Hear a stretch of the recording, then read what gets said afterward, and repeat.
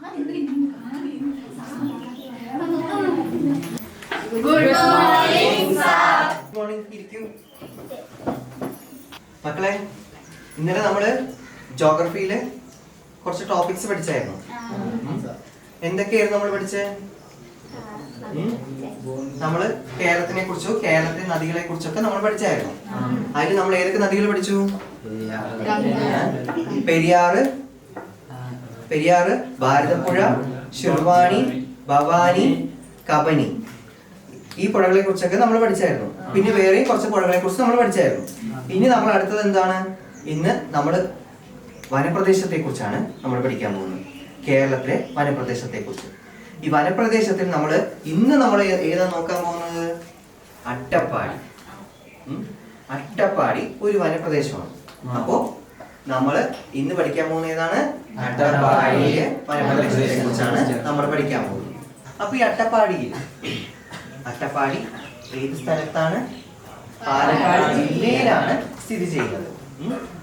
കേരളത്തിലെ പാലക്കാട് ജില്ലയിലാണ് അട്ടപ്പാടി സ്ഥിതി ചെയ്യുന്നത്. അപ്പോ അട്ടപ്പാടി താലൂക്കാണ്. അട്ടപ്പാടി താലൂക്കായി മാറിയിട്ടുണ്ട് ഇപ്പോ.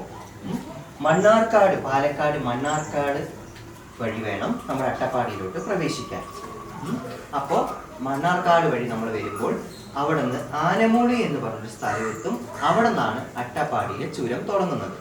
ചുരം കയറി വരുമ്പോൾ നല്ല പ്രകൃതി രമണീയമായിട്ടുള്ള മരങ്ങള്, പുഴകള്, ചെറിയ അരുവികള്, ഇതൊക്കെ നമുക്ക് ചുരത്തിൽ കാണാൻ പറ്റും. പിന്നെ മൃഗങ്ങള്, ചില സമയത്ത് വഴിയിൽ ആന കാണാം, മാന് കാണാം, പിന്നെന്ത് ചെയ്യുക, കുരങ്ങന്മാരെ കാണാം, മലയണ്ണാനെ കാണാം. ഇതൊക്കെ കണ്ട് നമ്മൾ ചുരം കയറി മേലോട്ട് വരുമ്പോൾ മുക്കാലി എന്ന് പറഞ്ഞൊരു പ്രദേശം. മുക്കാലിയുടെ കുറച്ച് ഉൾവശത്താണ് നമ്മുടെ സൈലന്റ് വാലി സ്ഥിതി ചെയ്യുന്നത്. ഇനി അട്ടപ്പാടിയിൽ കുറേ പുഴകളുണ്ട്. അത് കുറേ പുഴകൾ 3 പുഴകളാണ്.